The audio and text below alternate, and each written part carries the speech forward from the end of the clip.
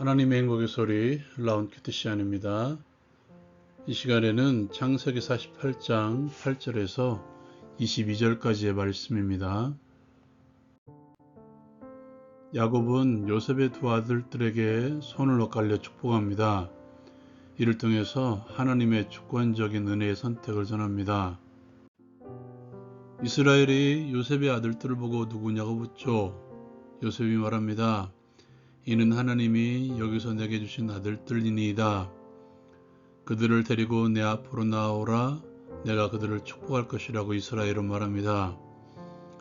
이스라엘의 눈이 나이로 말미암아 어두워서 보지 못하는 것을 아는 요셉은 두 아들을 이끌어 아버지 앞으로 나아갑니다.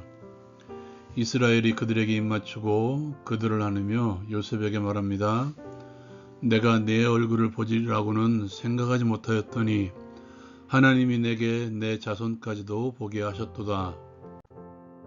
요셉이 아버지의 무릎 사이에서 두 아들을 물러나게 하고 땅에 엎드려 절하고 오른손으로는 에브라임을 이스라엘의 왼손을 향하게 하고 왼손으로는 므낫세를 이스라엘의 오른손을 향하게 하여 이끌어 나갑니다.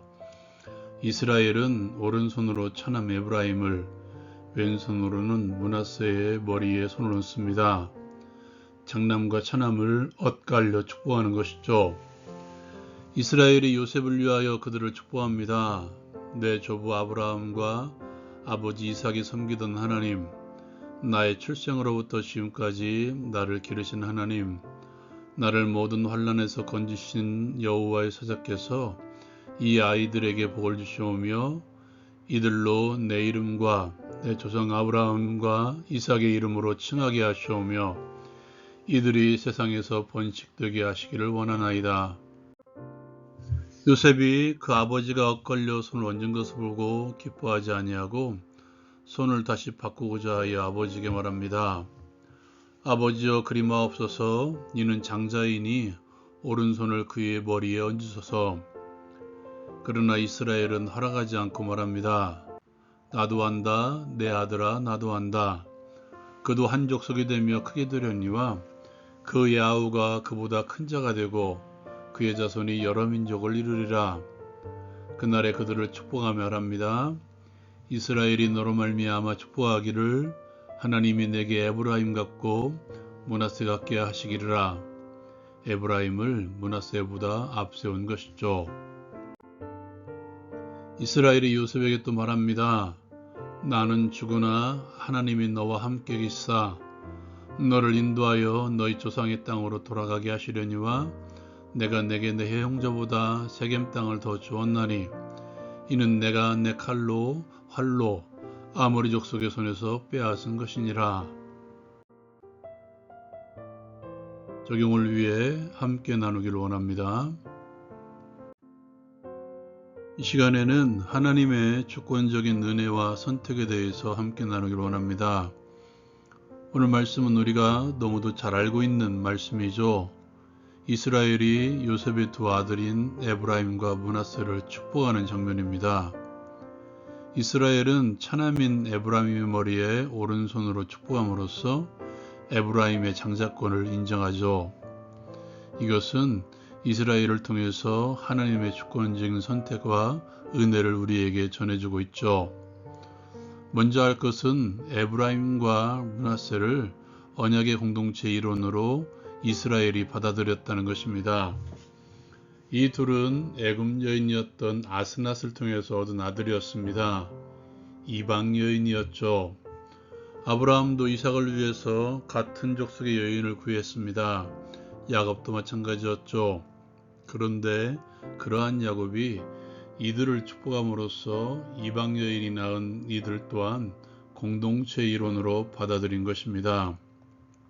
하나님께서는 야곱을 통해서 언약 백성의 범위를 드러내고 계신 것 같습니다.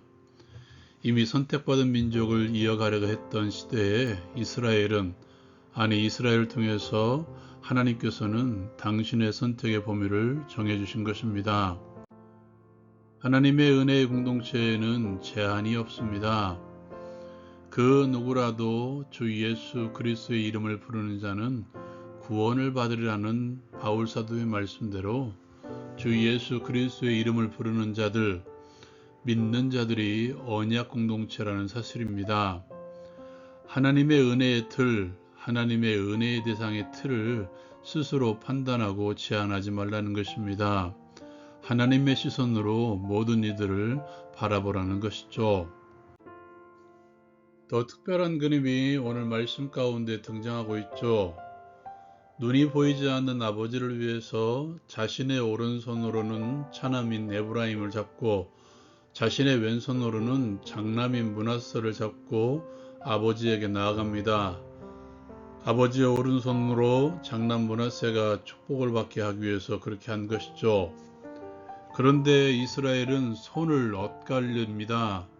왼손은 장남을, 오른손은 차남 에브라임의 머리에 손을 얹음으로써 차남인 에브라임을 앞세운 것이죠. 눈이 보이지 않아서 그렇게 한 것으로 오해한 요셉이 말리지만 이스라엘은 말합니다. 나도 안다, 내 아들아, 나도 안다. 알면서 그렇게 했다는 것이죠. 알면서도 왜 그렇게 했을까? 그는 이미 자신의 경험이 있었죠. 어쩌면 들었을 수도 있었던 하나님의 예언의 말씀, 큰 자가 작은 자를 섬기리라는 주의 말씀. 여기에 대해서 이삭은 이것을 무시한 것 같기도 하고 자신의 어머니였던 리브가는 알고 있었기에 힘이 없어서 이삭을 속여가며 자신을 축복을 받게 합니다. 형 에서유 앞에 20년 동안 고향을 떠나 살았던 자신의 삶. 자신은 또 어떻습니까? 물론 요셉을 향한 하나님의 원대한 뜻은 있었지만 그 뜻도 모르고 그 뜻과는 상관이 없이 자신의 사랑을 쏟아부어 주었던 요셉에게 장자의 명분을 넘겨주려고 했던 이스라엘이었죠. 이로 인해 그가 겪은 20년 가까이 아들이 죽은 걸 알고 그렇게 지낸 세월들, 이 모든 과정을 통해서 이스라엘이 깨달은 것이 무엇일까요? 하나님의 뜻을 왜곡하도 하나님께서는 언젠가는 이루신다. 그러므로 나는 하나님의 뜻을 외면할 수 없다. 어쩌면 성경에는 기록되어 있지 않지만 그는 하나님께로부터 요셉의 두 아들에 대한 주권적인 선택에 대한 말씀을 들었을 수도 있습니다. 더군다나 영적으로 지혜로운 자였기에 그 영민함에 의해서 하나님의 뜻을 깨달았을 수도 있겠죠. 그는 비록 육신적인 눈은 어두워졌지만 하나님의 마음을 알 수 있는 영적인 눈이 열려 이스라엘 그리고 이스라엘의 영광을 위해서 에브라임을 장자로 세운 것이죠. 주의 마음을 알게 된 것입니다. 사회적인 통념도 무너뜨린 하나님의 마음. 사람들이 세우거나 내가 스스로 세운 기준에 묶여 있으면 하나님의 자유로우신 뜻, 하나님의 마음을 알 수 없죠. 하나님의 주권과 하나님의 은혜에 내가 가지고 있는 어떠한 기준을 대지 말라는 것이죠. 때로는 그것이 성경적이라고 스스로 판단했을지라도 그것은 이렇다 저렇다 하는 답 또한 내 스스로 내려놓을 필요가 있다는 것입니다. 내가 가지고 있는 정답으로 하나님의 선택, 하나님의 은혜를 제한하지 마십시오. 물론 성경이 기준이 되어야 되겠지만 진리 외의 모든 것들에서 하나님의 외해가 있음을 기억하고 섣부른 판단과 정죄 그리고 제한을 두지 말라는 것입니다. 여러분 오늘 말씀 가운데 보면 그럼에도 불구하고 이스라엘이 잊지 않은 하나님의 존재가 있죠. 그의 고백을 통해서 이렇게 들려줍니다. 자기를 포기하지 않으시고 길러주시며 환난 가운데에서 건져주신 하나님의 존재에 대한 고백. 비록 하나님의 주권적인 선택과 하나님의 주권적인 은혜는 완전히 이해하지 못했을지라도 하나님께서는 결코 나를 포기하지 않으셨다는 믿음의 확신이었죠. 이제는 그 확신으로 나를 제외한 모든 이들을 바라보십시오. 나의 눈으로 그들을 제한하지 마십시오. 하나님의 눈으로 넓게 모든 가능성을 열어두십시오. 적용을 위해 함께 기도합니다. 나의 기준으로 하나님의 은혜를 제한하지 않게 하옵소서. 하나님의 눈으로 모든 이들을 바라보게 하시고 그들을 향한 하나님의 사랑을 증거하게 하옵소서. 예수님의 이름으로 기도합니다. 아멘. 하나님의 은혜는 나에게도 주어졌죠. 하나님의 은혜는 나 같은 자에게도 주어졌습니다. 라운 큐티 마치겠습니다.